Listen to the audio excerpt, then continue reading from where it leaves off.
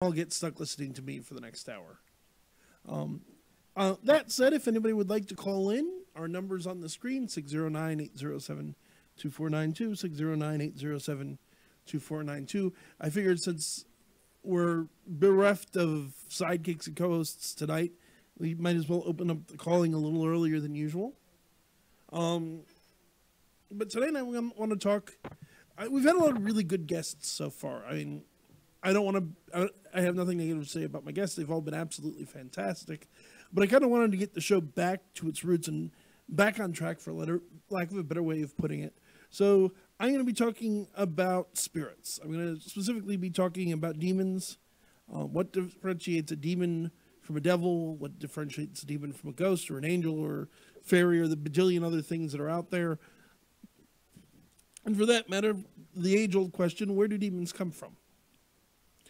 And as much as I like to joke about it, the answer is not probably is not when a mommy, daddy, and a daddy demon love each other very much. That's exactly where they come from. It might be. There is a couple of theories that account for that. I don't personally subscribe to that kind of thinking. Particularly, I tend to see demons as created beings as opposed to beings that are born. Humans were born. As I've spoken about in previous shows, I'm a proponent of what they call theistic evolution, the belief that God created life on this planet through the processes of evolution. Humans are living things. We've evolved. And demons are things that were created as they are. There is some debate about whether all of the demons were created at the beginning of time or came in later. And, oh yes, since I don't have my normal co-host or sidekick, I think the word is shanghaied. Are you kidding? I jumped aboard. Mutiny, maybe? So, ladies and gentlemen, this is Beth. Beth is our producer. You've heard her chime in more than once. But she's decided to jump aboard or possibly commit mutiny. We haven't figured that one out yet. No, not mutiny. Not yet? Maybe. Though, something about demons that a lot of people are not familiar with, though, is the actual root of the word. Now, we get the main word demon from its main Latin root, demos. Greek, actually, originally. Similar. That's daemon, which that's not really as negative as a connotation as everybody subscribes it to be. It's usually a neutral or more benevolent spirit. Depends on which Greek. Actually, that's not entirely true. There are three Greek schools of thought on daemon. The word demon does come from the Greek daemon more than the Latin, because you have to remember the earliest known copies of the New Testament, which is where the word first appears, were written in Greek. They were most likely translations from Aramaic, but the text itself was written in Greek. Greeks, you have three different versions of what the word means. Plato and Aristotle used it to mean a guardian spirit of some kind, something somewhat akin to what people think of as muses, something that inspired them. I want to say Aristotle actually claimed to have a daemon that helped him with his work.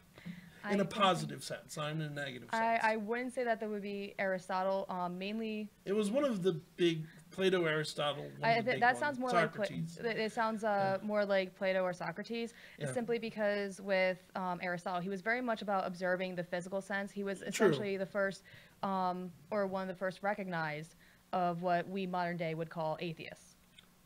Not, as far as I understand, he's not quite an atheist, though he may have been more deistic. Like I said, closest to, and I can understand he was the closest to possibly being monotheistic. If you look at his work on the metaphysical, which was the only thing I could actually stomach from his. Everything else I just was ready to. It was certainly one of the early proponents of science and that way of looking. No, and I will give him complete credit for that. But just some of the way he just drew his conclusion, even for that, I'm sitting there going. Oh no, I'm not saying he's perfect. The Greek philosophers have their problems. But so there's also the great poet Homer, who also used the word daemon. But when he used the word daemon, he meant God. It was another word for gods. Later philosophers would use it for like an intermediary god, but Plato pretty much used it interchangeably with the deity. It was somewhere closer between demis and lower. It depends It was on like who the you smaller ask. or the more natural based ones. Which is more of the Nature spirit sort of deal. Socrates version of it. And Are you thinking Socratic or pre-Socratic? Because Socratic is the ones that were the more the intermediary type of spirit, inspirational spirits. Based on off of the various elements, that would be pre-Socratic. But there's not necessarily the elements, but sort of divinity. But I don't like using the word because it's not technically accurate. But almost like angelic, lesser spirits. Holy, just in general, holy, because. But the point is, they were not inherent in Plato, in the early philosophers, and then in Homer. They're not inherently good or evil. They run the gamut. Very similar kami, which is spirits in Japan. They could be good, they could be evil, they could be indifferent. Yeah. But there's a third Greek philosopher that comes in before the Christians, who was known as Xenocrates. And Xenocrates actually used the word specifically to mean malevolent entities that were directly in opposition to the Greek gods. So the idea that they were evil is pre-Christian. It's his literary take on it, and you are right. There is and again, they do run the gambit. I was never saying that they didn't run the gambit, but typically typically speaking, when you did hear about demos, it was essentially that they were more benevolent or neutral spirits, usually mischievous, similar to. My point being is where they fall on the morality spectrum depends completely on which source you ask, which Greek source you ask, without even getting into the Bible. The other one that's much more straightforward is the linguistic roots of devil, which is also Greek and is diablos, which means the slanderer or the accuser. The name Satan in Hebrew, which actually his name, for the record, Satan isn't a legitimate Hebrew word, but his name in the Old Testament is Ha-Satan, which means Ha is important because it means the. So the name Satan means accuser, slanderer, which is basically Diablos is a Greek translation of Satan.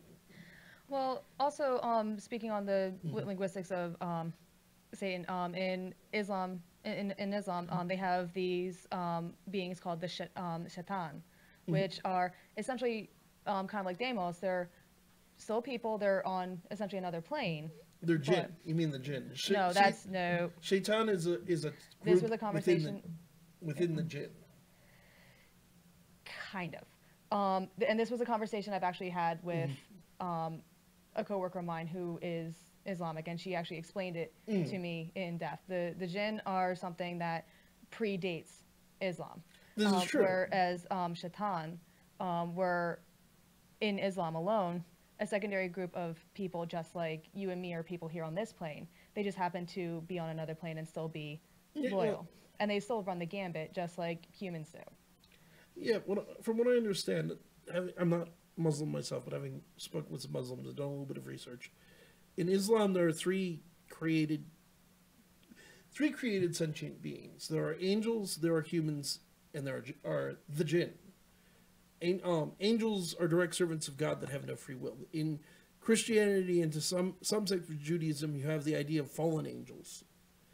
That's an absurd concept in Islam. Muslims don't believe angels can fall; they have no free will. Humans were created out of clay, just like in the Bible, because Islam, Christianity, and Judaism are heavily interrelated. But then out of smokeless fire, the jinn were created. Now, when Allah, which, for the record, for the people who may not know this, the name Allah means God, basically. It means the God, specifically the God. It's, and for that matter, in Arabic-speaking countries, Christians also call God Allah because it just means God. It's simply the linguistics of the place. Yeah. So, but God created Adam, and he required the angels and the jinn to bow to Adam as the greatest of the creations. Some of the jinn refused. which were which became known with the demonic beings of Islam. Not all jinn are evil, by any stretch of the imagination, but a subsection of them led by a jinn known sometimes as Shaitan or sometimes as Iblis. And it gets fuzzy from there. And from what I know, yeah, the idea of jinn is older than Islam. Then again, the idea of evil spirits is older than, whether you want to call them demons or not, is much older than Christianity. Well, this is true. And the thing is, too, and this is why I'm thinking you might have the terms a little switched, which isn't. I'd love to get a Muslim religious leader on the show. That would be beautiful to clarify. Because, and I'll be honest, like my last conversation regarding this was some time ago. It was a few years ago in an anthropology course, specifically for different regions, their faiths and their traditions, taboos, things like that. And it also may depend on which type of Islam you're talking about, given there's Sunni, Shiite, and Sufism, and there's even more sects than that, and they don't all agree on the same things. So what I may be saying correct for some sects, what she's saying may be correct for other sects, and there may be something else entirely for yet another group. Let's raise that debate. Yeah, if there are any Muslim clerics that listen to this, please feel free to get a hold of me. I'd love to have you on the show to educate people about what your faith actually believes, because people don't know. It's a faith that people don't understand. And any kind of minister is essentially welcome overall. Rabbis, Christians, as long as you can keep it civil, I'll have you on my show. I'll have atheists on my show as long as they can be civil. You have a pagan on your show. Yeah. My fiance is also a pagan, and as long as you can, I'd have to say, as long as I can be civil about it, I have a Satanist on the show. Yeah, I've done it before. I don't think we've ever really had an issue except for that one caller who was trying to school you, and you should see me behind the I thought that was fun. I'm sitting there going, I'm letting him handle this, but I want to just interject so bad. I bit my tongue. I did it for you, dude. People in Vegas. Yeah. Don't worry, we love you, Vegas. It's just that particular woman was feisty. She was fun, though. I enjoyed that call. I started keep hoping she or somebody like that will call it again and understand how to mute things, because that could have been fun. Yeah, no, I was hoping, but the thing is, like, the feedback was ridiculous for that. Yeah, that was the main problem. That is one thing I do want to hit on real quick, though, that I alluded to earlier. There's this idea, and one of the reasons you and I get along so well is, pagan or not, you grasp that this idea is BS, that Christians invented the idea of evil spirits. Yes, that is, and even if you look at many like post-creation theories, I mean, we all know the basic Christian Judeo, in the beginning, God said, "Let there be light," the whole 9 yards. And so everybody is familiar with that to some degree, even if they were not raised with those beliefs, because for the three main monotheistic religions, that's how it started. But even afterwards, there was always going to be trouble in paradise, even if, the first man and woman didn't start out in paradise to begin with. I mean, even if you look at the Norse, they had 3 tiers of what was human. They had Thrall, they had something in between, and then there was man himself, or something similar to that. I don't know. Norse is far from my area. I know a pretty good amount of Greek mythology and almost nothing about Norse. And even, and the thing is, a lot of the different backgrounds back and forth, a lot of what changed about certain myths and legends that we are taught now, especially since for certain areas, even if it was an influential empire, we don't know that much about past certain texts. For example, the Book of the Dead. We only know what's written in that because we, by chance, found the Rosetta Stone. Yep. And even then, that only tells us about their funerary preparations and certain hailings. It doesn't tell us everything. So we don't know what certain political issues may have been going on at that time, except for not Akhenaten, because Akhenaten was a jerk. But, but there's a lot of interesting things there in terms of archaeology, and what we're starting to theorize and learn. Like, for example, one of the most famous pre-Christian stories outside of Egypt or Greece is the legend of Marduk slaying Tiamat, which is Babylonian. Now, I've read, and many other people listening, I bet, have read versions of the story where Marduk, Marduk basically is the one god who will stand up to the mother of all the gods. Tiamat fights her, kills her, and in return for doing so is named the king of the gods. There's actually a school of thought in anthropology that entire story is a mythologized version of a battle between two city-states. And that's entirely possible too, because like something that the Egyptians do, I'm primarily Egyptian follower, for anybody curious. And for newly appointed pharaohs, they were called Horus. For those that just passed, they were compared to Osiris. However, when stories started shifting, because at once upon a time, a lot of people actually don't know this, Set was actually fairly high on the totem pole, as it were, just like his brother Osiris and everybody else. But as things started shifting, politically speaking, all of it is essentially an allegory of what had actually happened. Even the political changes. Same thing for, I've heard people even argue that David and Goliath, which most people are familiar with, was not just a one battle stand-up. Yeah. It was something that was essentially compartmentalized to explain just how outnumbered a group of people overall were. And then there's interesting. I hadn't heard that theory, but it makes sense. I've heard that theory. There's another one regarding the Hyksos, who had actually invaded Egypt at one point in time. Nobody knows where they came from, but they were a band of like 12 or 13 people that came in, invaded Egypt for a while, and then they got kicked out. Many archaeologists now have a theory that it could have been related to Joseph and the king of Joseph from the Bible. Yes. Shame on you. Did you do it again? I know. It's all good. And it's the thing you run into, and actually it touches on another sticking point for me, which is the very American and modern idea of cultural appropriation. And just from a historical and anthropological background, it's like, you realize this has been going on since before recorded history by everybody. Yeah, no, everybody has done it at some point in time. Somebody's got shifted off to the side, things like that, to the point where certain, like, for example, there's certain deities in Eastern cultures where, depending on where you're at, they have a completely different gender, or they're recognized as two beings in the same place. Inari, for one, the fox god. God of wine, god of rice, and rice fields as a whole. Travelers, merchants, particularly sword blacksmiths, and things like that. Later on, also brothels, but that was because of a social shift at that time, and that's when that got tacked on. But if you go to one region, he's represented as a male, and usually an older gentleman. But if you go to another region, he's a young, or she is a young, attractive woman, and it's like, to be fair, he is a god. He's a deity. He's a more powerful kami. Ergo, he can be whatever the hell he wants.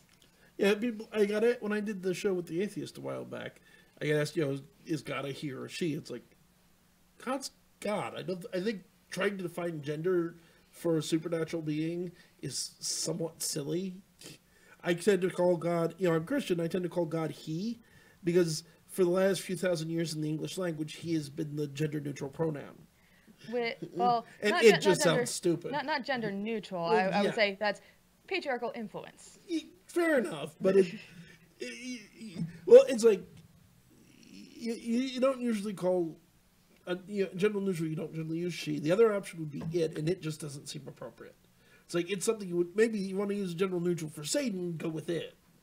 Oh no! If you're going to be going gender neutral for something that is not an inanimate object, particularly and actually, without getting into the political morass of gender identity, because this is not that kind of show. No, not by a long shot. I'm not commenting on that one way or the other because this is not that kind of show. Hit us up afterwards. But,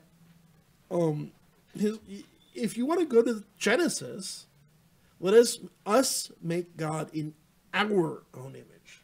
God uses plurals all through Genesis. And that's a whole other school of thought with is there really only one God in the Bible?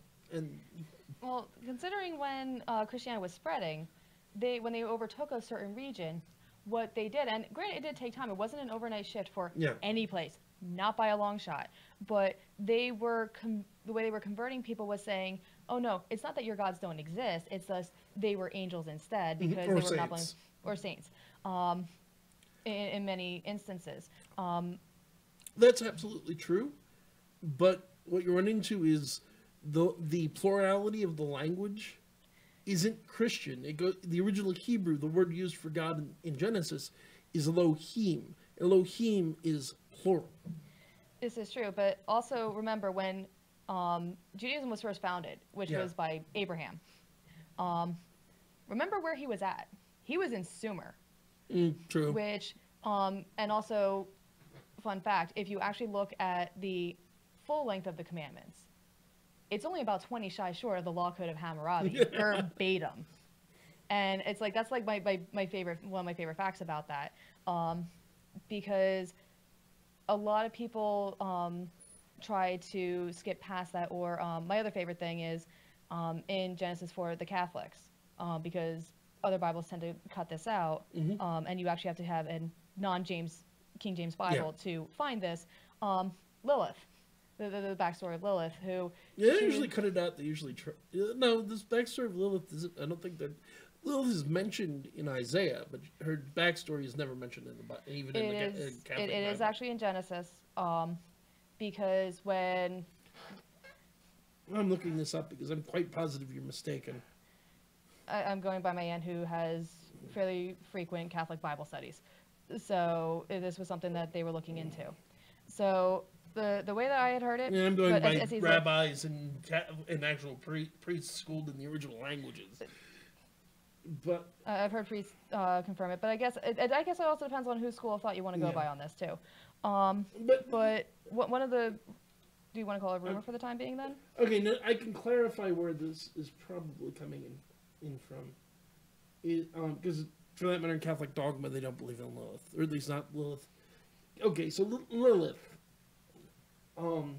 the closest she comes to being mentioned in the story we know is in Genesis 1:27, which is when God created man, male and female. And then in Genesis 2:22, talks about Eve being created from a rib of Adam. One of the explanations for this dichotomy is that the original creation it's talking about in 1:27 is creation of Adam and Lilith. Yes, that's actually what I was actually about to get to. But it doesn't mean. But that's one explanation. It's not even the only Jewish explanation for that dichotomy. And historically speaking, the actual reason for the dichotomy is that, and I have to look up which one. One of the chapters of Genesis was added after the imprisonment in Babylon. Which that's fair enough. However, if we want to talk about synchronism for a moment, because everybody knows Abraham was trolling around in that area at the time. If you look at the and this is one of the Egyptian legends where humanity nearly got extinguished.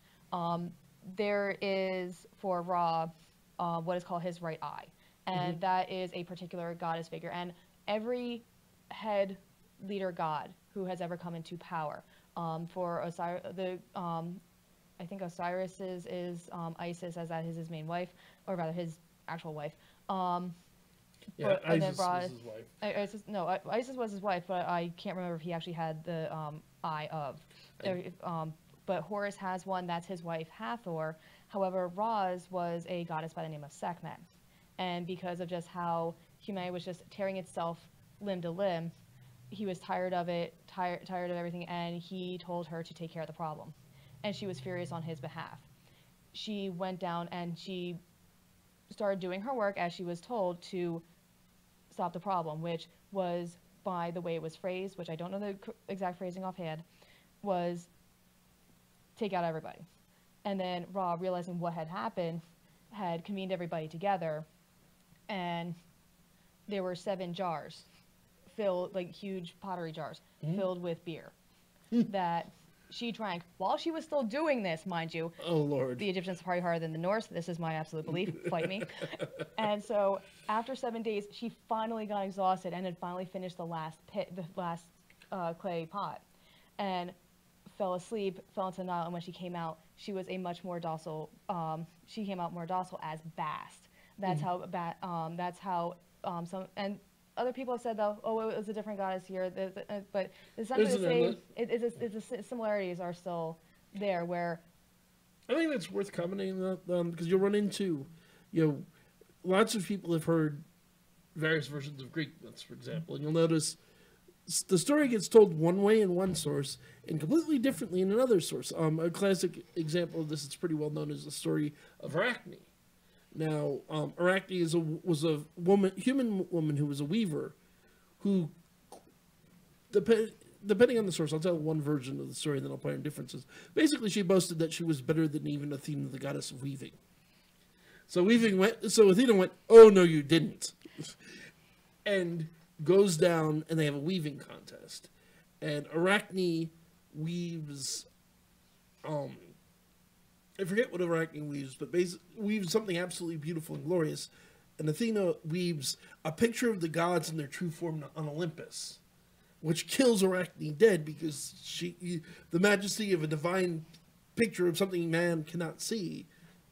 And then Athena turns her into a spider in recognition of the fact that, in point of fact, Arachne's weaving was better. There are other versions of this story where Arachne lost, or where Athena turned her into a spider out of spite because she was pissed off that the weaving was better, or that the weaving wasn't better, but still turned her into a spider out of respect. I would have to actually, I know somebody who is far more versed with Greek than I ever could be, including all the different versions throughout history. The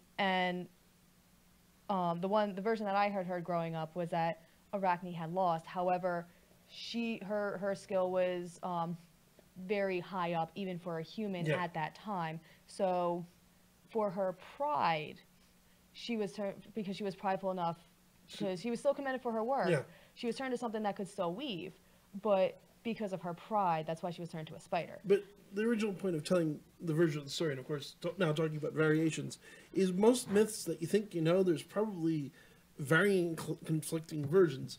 Another great example, look at the stories from Grimm's fairy tales. The stories that the Grimms wrote down is one version of folklore. There are other versions that we can find in other sources around that area, some of which are dramatically different. Oh, yeah. Or even different folklore being changed for social commentary. Oh, yeah. Which, take Hades and Persephone, for instance. Because the version that most of us know is that she was kidnapped against her will, brought down, and was tricked. When earlier versions that have been found have a completely different story. She consented to go with Hades. And the version I always like best is, she consented to go with Hades. The tricked and kidnapped was a ruse to placate an overbearing mother. Like I said, it really depends. But the thing is, the reason it changed to being something where he forcibly took her against her will and things like that was social commentary. What was a social commentary, because somebody had come into power who was very much conquer the women and everything else. It was a very patriarchal, almost Glorian atmosphere at that time. Here's what you get into and why we went down this road. Because there's an actual logic to this. It's not just us going off on tangents. Is when two cultures come into contact, especially if two cultures go to war with each other and one defeats the other, they tend to absorb each other's traditions, beliefs, and even deities. There's a whole school of thought that I tend to subscribe to, that a lot of the pantheons that we think of today came from much smaller tribal pantheons. Because you have, to use Greek to pick on the Greeks, because it's what I know the best, so you have a tribal group in the area that would eventually become Athens, that worships Athena, goes to war with a tribal group that worships Poseidon. you know, and the group that worships Athena wins, and now it becomes, well, Poseidon and Athena got into this competition over who got to be the primary god of Athens, and Athena won. Or, then those two go to war with another group that worships this dude called Zeus, who kicks both of their behinds. Zeus must be the king of the gods. And this is also, if you look at Greek mythology, if you look, for example, again, Iliad and Odyssey, each of the gods has multiple subtitles. Phoebus, Apollo, and then there's a couple of other names for Apollo. And what you may be running into is this may be 2 or 3 or 4 more different gods, all with similar attributes, getting, as the cultures interacted with each other, both violently through war and peacefully through trade as well, absorbing into a single god that encompasses, they're similar enough so they're all just the same dude. It just, these guys call him this, and these guys call him this, and it's the same thing. The Christians get the most credit or blame for this, because of course they're the most prominent Western religion today. But everybody else does it as well. If you want another really good example of how this still goes on in the world today, if you go to India, if you go to most people who practice Hinduism, it's, aside from the fact Hinduism isn't really one religion, it's a giant cluster of religions that have similar belief systems. It's not unusual to find a Hindu person who has a statue of Ganesh, who is the elephant deity, and a crucifix with Jesus on it. And they worship them both because they just see them as part of their well, Jesus is just another god. Well, some people are able to share. Yeah. But the thing is, counter to your subscription, what I've encountered, especially amongst the pagan groups, is that with that thought track in mind, especially for the neo-pagans here in the States, particularly, is if there's a certain time of year, because for some reason, because of the latter mentioned, just as an example, the latter mentioned Hades and Persephone story and how they got together. Because most people subscribe to that and they have not heard of the predecessor story, the original story. Original story. Or older story. There may be even an older one still. Probably. But with that, what people will do around that time of year is because everybody wants to bring Persephone to their circle when they're doing their Samhain ritual. Well, yeah, she's the goddess of springtime. Samhain is end of year. Yeah, so which is when she's going to the underworld.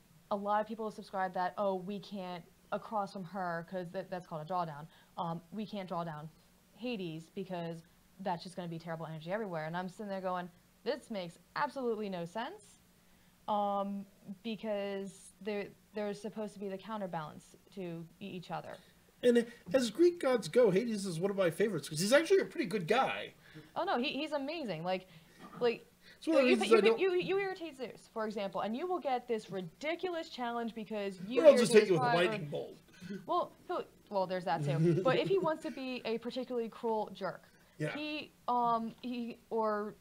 if you spited some, slight spite or something to another god, they would, give you ridiculous challenges. And Hades is sitting there going, here's something reasonable. If you can do this, I might listen to your argument with a little more enthusiasm.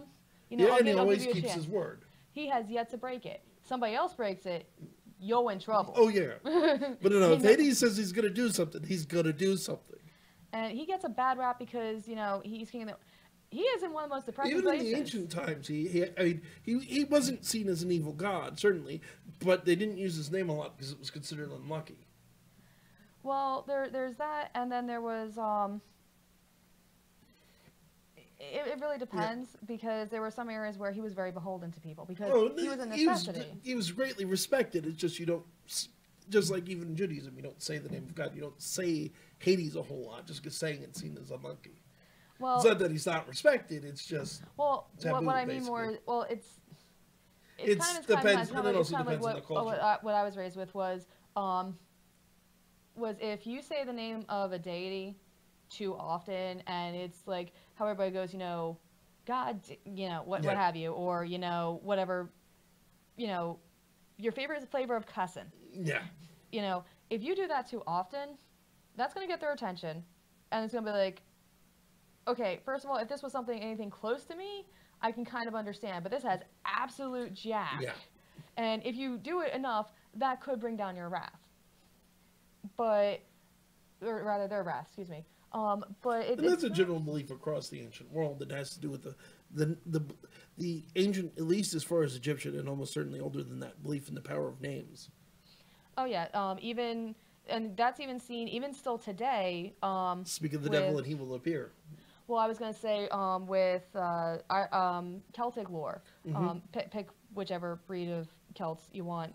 But especially amongst those that associate with the Fae folk, and there's various Fae folk, especially in the northern part there. Yeah. But that's definitely an episode unto itself. Yeah, but what's interesting is if you find yourself in the Faelands, you are never to give your name because they then suddenly have power over you. Now, the name you were born with may not be your name. Yeah, the question of a true name. In Judaism, for example, and this is probably something they got from the Egyptians, when you're born, you're given a secret name that isn't told to everybody. And it's in magic, it's in Egyptian beliefs, it's all over the world, that true name has great power. To give you guys a practical example that goes back to the paranormal, during an exorcism, bit of etymology here. Exorcism comes from Latin. It means to bind with an oath. The point in an exorcism, when the exorcism is over, the breaking point, is when you force the demon to reveal its name. Once it reveals its name, it's been shown the door, it's on its way out.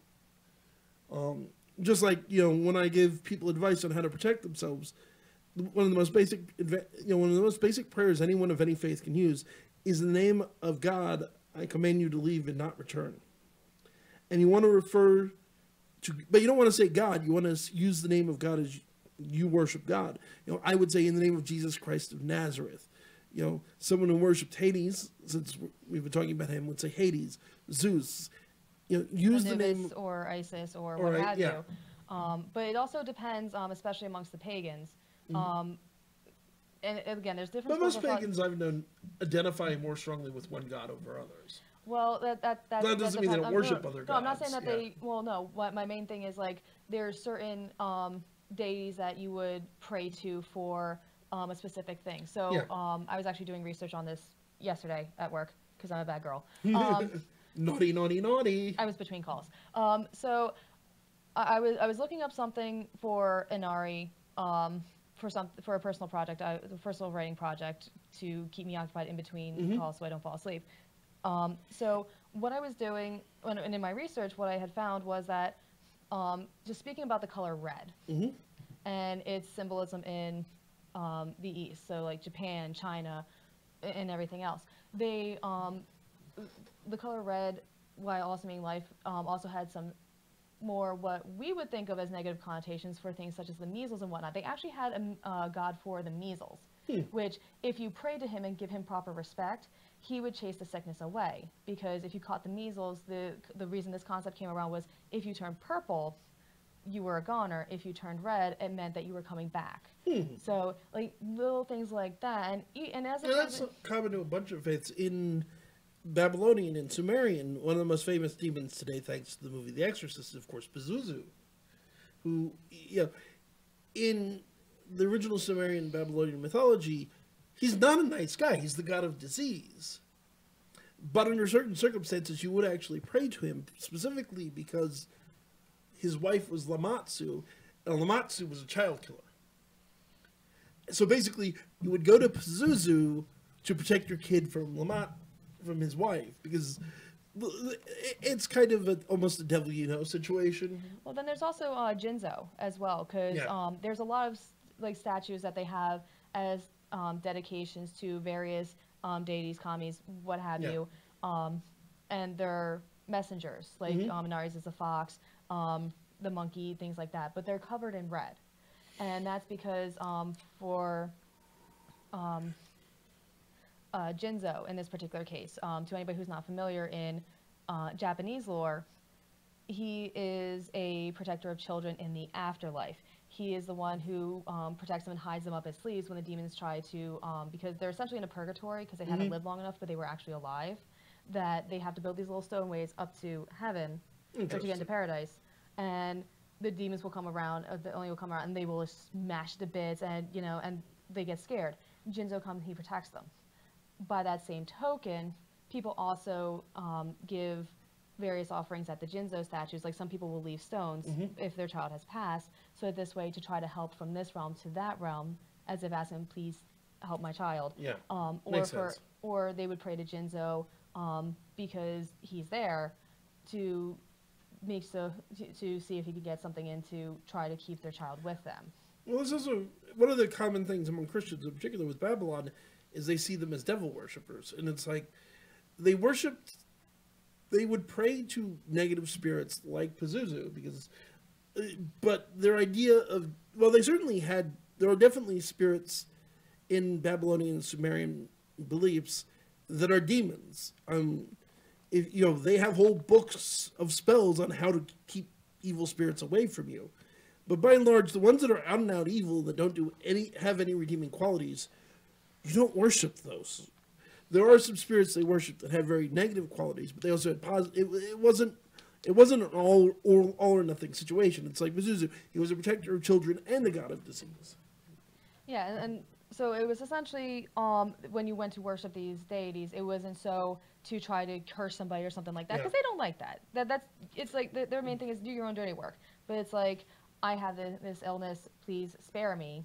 It's like, okay, you know what, you're good, take a hike. Yeah. I'll be seeing you later, don't worry about it. But somewhere along the line, somebody else might get you. But it's still, and the thing is, like a lot of people like pick on Set, and I've been guilty of it.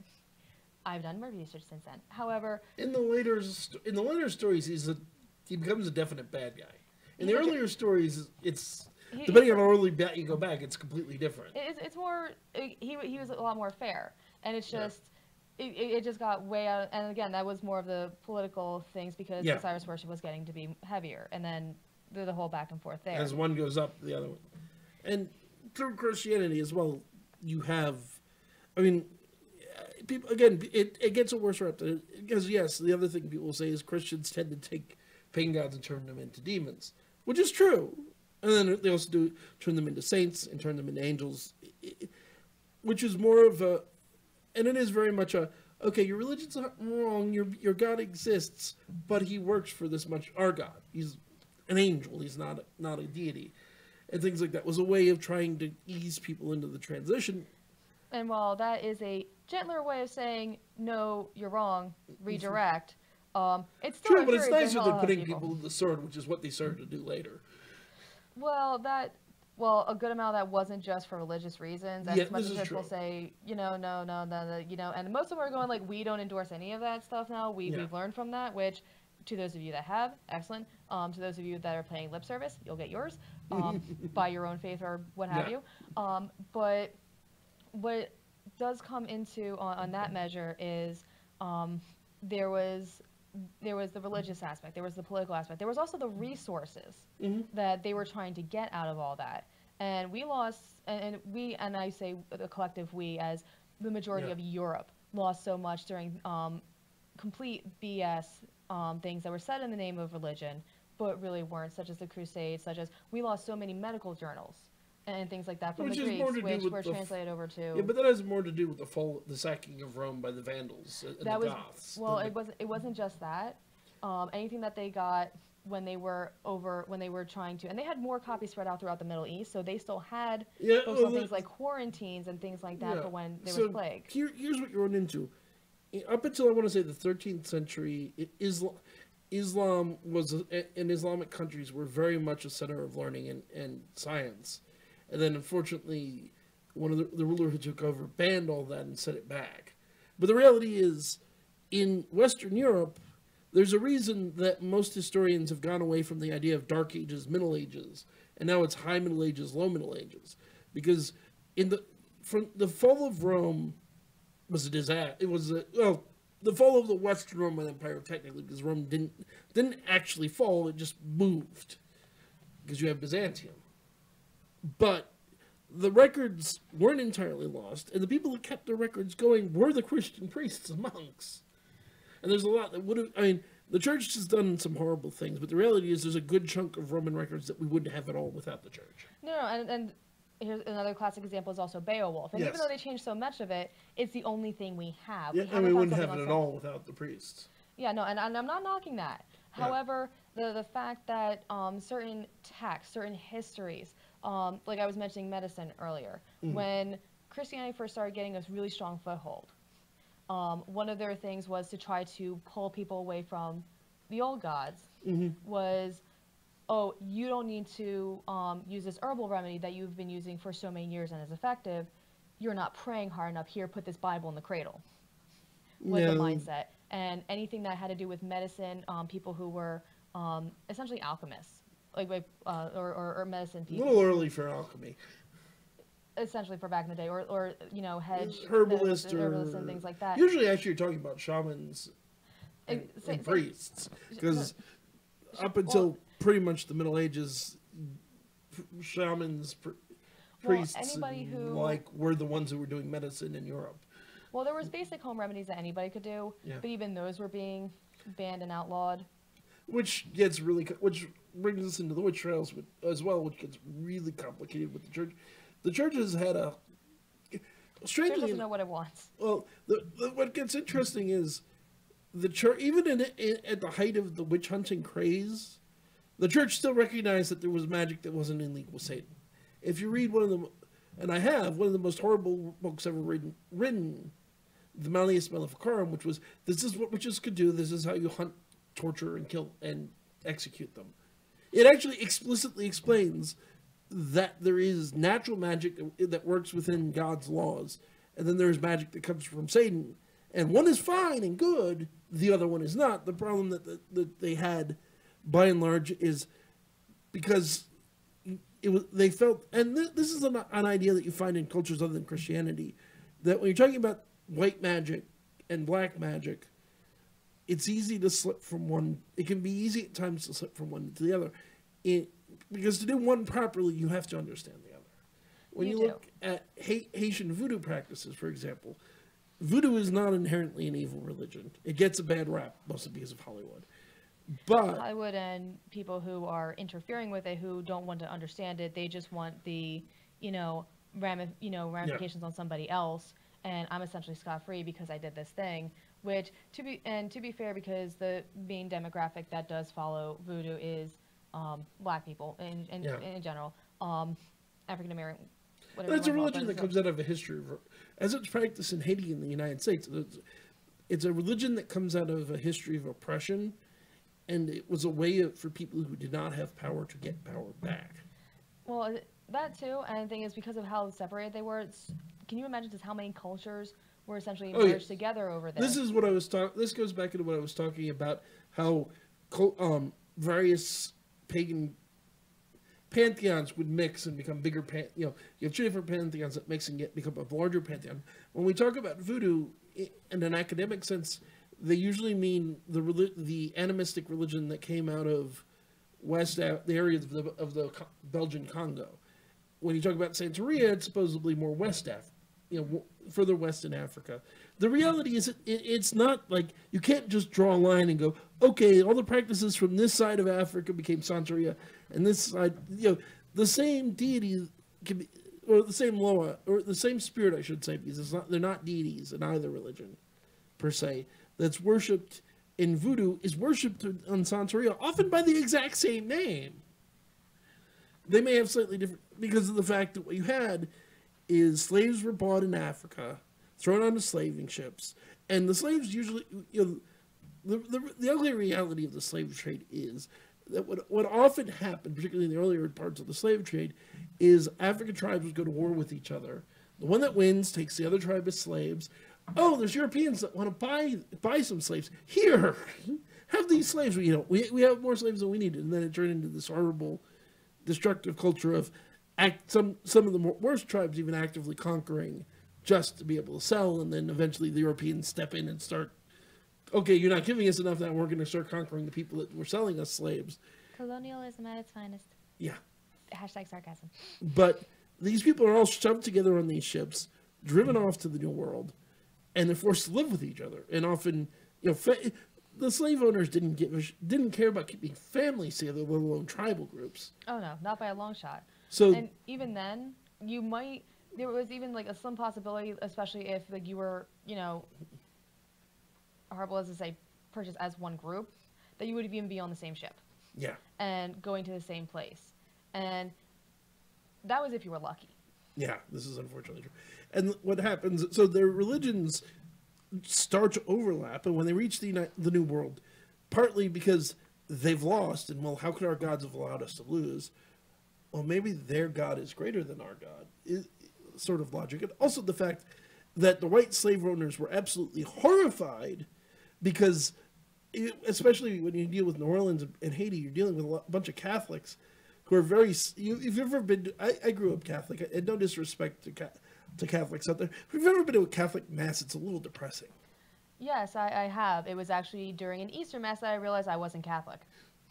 But, when you go from this very solemn, very serious, even the singing tends to be very serious and solemn, to drumming and dancing and, the much wilder practices of the African religions. In many places, the Europeans outlawed the practices. Particularly, this got even worse in the 19th century, because in Haiti, there was a slave uprising in Haiti, led by leaders of the religion, who ultimately would perform a great ritual with their leading spirits and dedicate the nation of Haiti to the Loa for the next for all time, which is where Pat Robertson got his idea that Haiti made a deal with the devil. From Pat Robertson's perspective, it's true.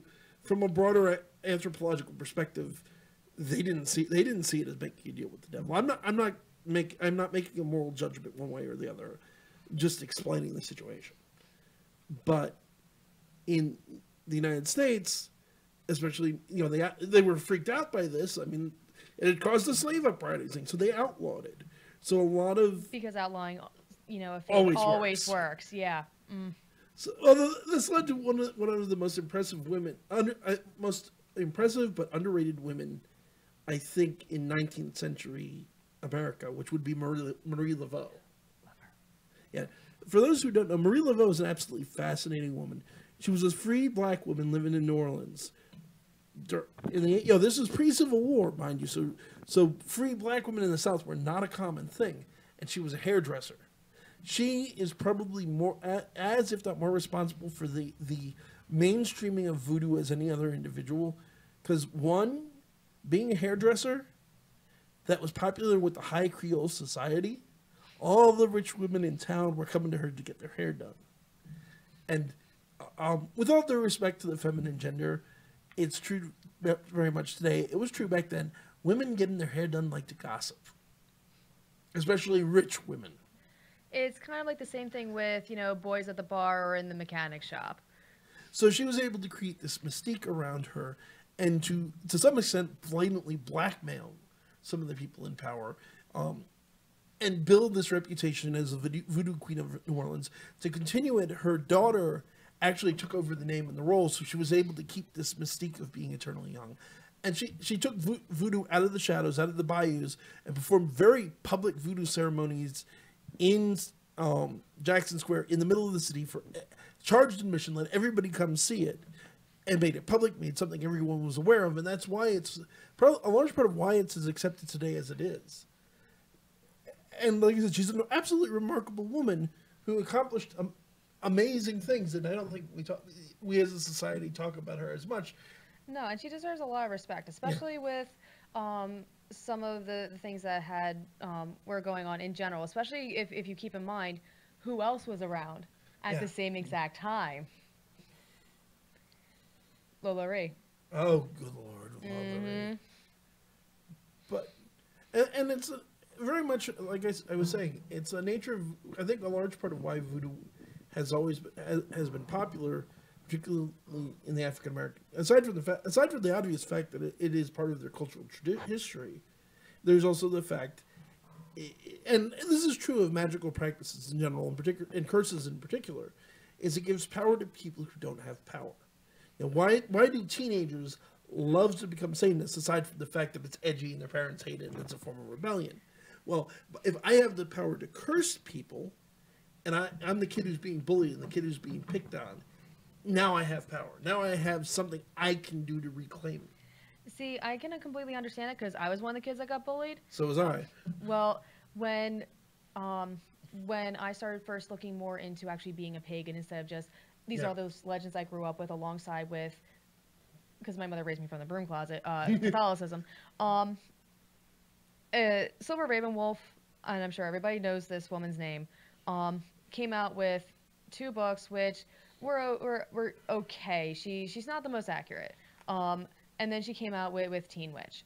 And that essentially, and we also call her Miss Fuzzy Bunny Slippers. That is the common name for anybody who's more serious about it. But she essentially dropped when Teen Witch came out, especially as a household name, from being essentially the Dr. Seuss equivalent building block to Wicca, paganism in general, and things like that, to just absolute gobbledygook garbage when she came out with Teen Witch. And the reason why is because it was made for teens who wanted to be cool, wanted to rebel, wanted to be different, regardless of what their circumstances were. But the platform that she brought it out with were things of, one, it was complete crap, the energy movements and whatnot that she was trying to exercise for kids to practice with. The other was, it was skirting your responsibility or pushing what your consequence was off. I saw a copy of it on my mom's bookshelf. A friend of mine was reading it. She was still reading it. I saw the copy on my mom's bookshelf. I asked her about it. She goes, "No, you will never read this book." And the reason for that is because it teaches irresponsibility and not taking account for yourself. Which is not, I know a lot of pagans. Paganism is not about foisting off your responsibilities. No, not proper. There are some groups who... There's exceptions, yeah. Especially the younger groups that try forming their own covens, which, y'all are adorable, you can't do anything. That's not actually just an insult to you, it's just, if you're starting from scratch, it's very hard to learn and pick up the skills that you need to. For what you're trying to do, and that's a conversation for another time. That's true for a lot of things, not just paganism. This is true, but I'm talking about the more spiritual aspects, because there are some... It's true of a lot of other things. You know, what I do is very spiritual. You can't hang... You will not... It will not end well if you try and hunt demons without somebody to tell you which end is up. Yeah, no, like... Do not play with fire. Yeah, no...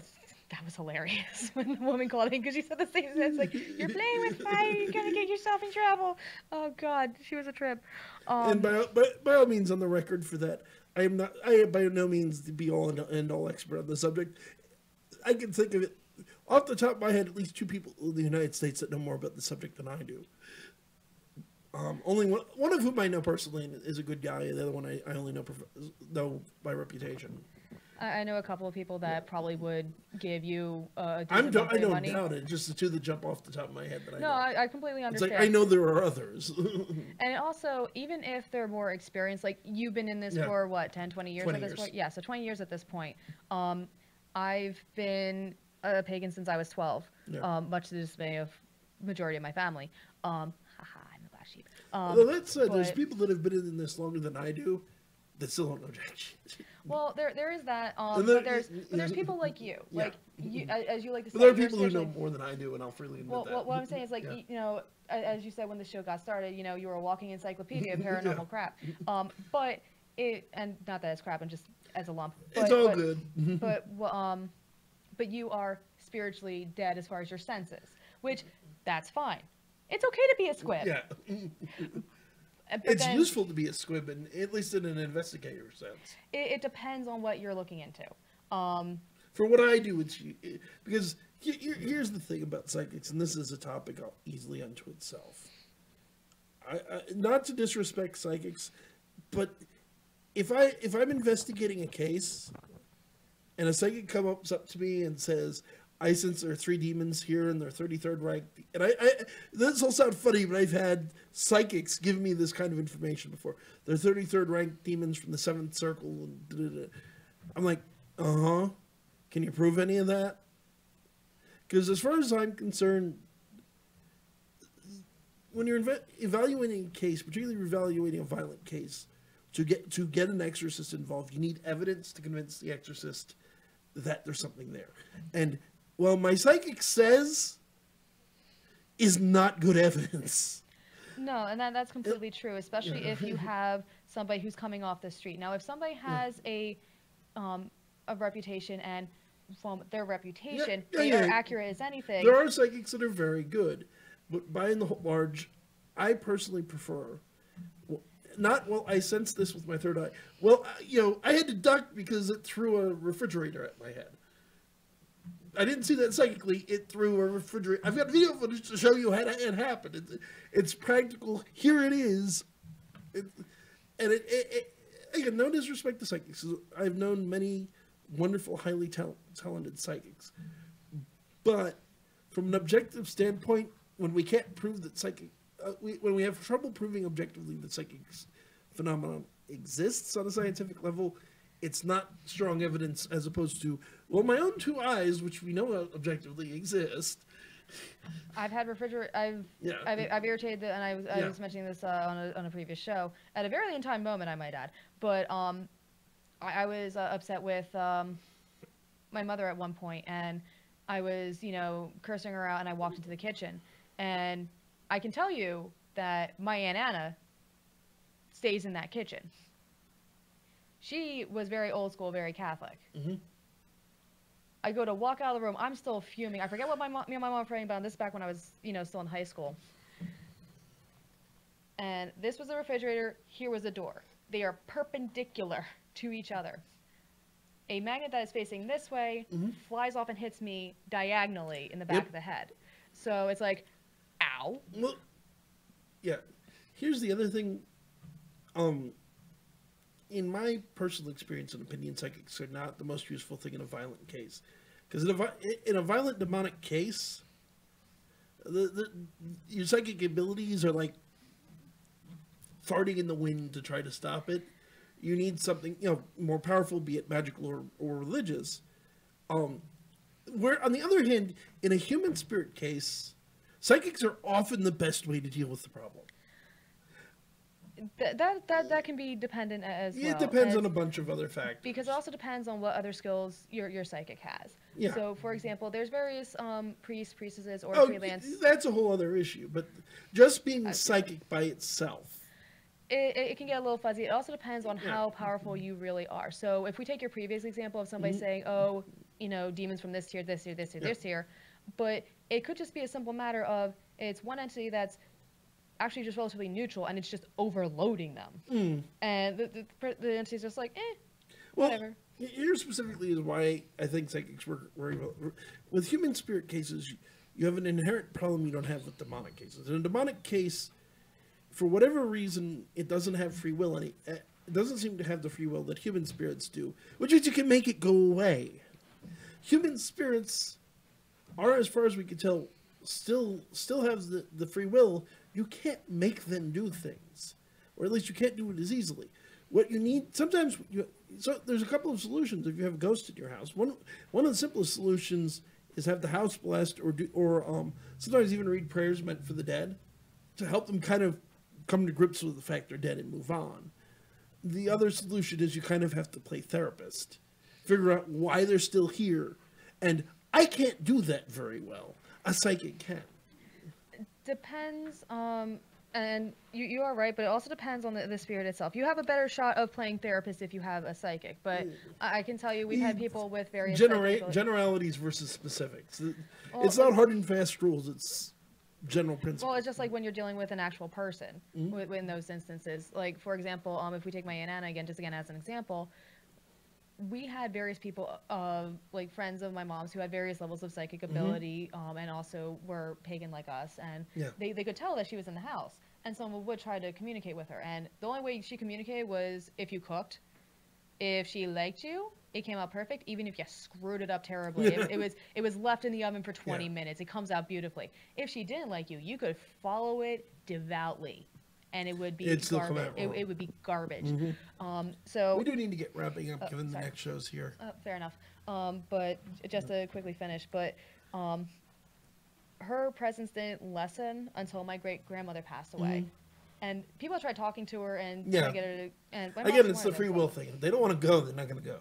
Yeah, not especially not a stubborn, steadfast pillar of the community. Although Italian often, woman. if you talk to them like humans, because they are, you can find a sense of peace and coexist. Oh yeah. Again, all of what we've just said is generalities, not explicit. There's exceptions to everything I've just said. There's exceptions to everything you just said. Oh yeah. But that's going to wrap it up, I think, for tonight. I want to thank everybody for listening. Remember to like us on Facebook. You can also reach out to me there if you have questions, comments, concerns, tech. If you have someone you want to suggest as a guest, or if you're somebody who works in the field who'd like to be a guest, feel free to say hello. And if you can, try and support us on Patreon, patreon.com/demonology, patreon.com/demonology. But that's going to do it for tonight. I want to say thanks all for tuning in. Thank you, Beth, for hopping behind the mic. My pleasure. And have a good night and God bless.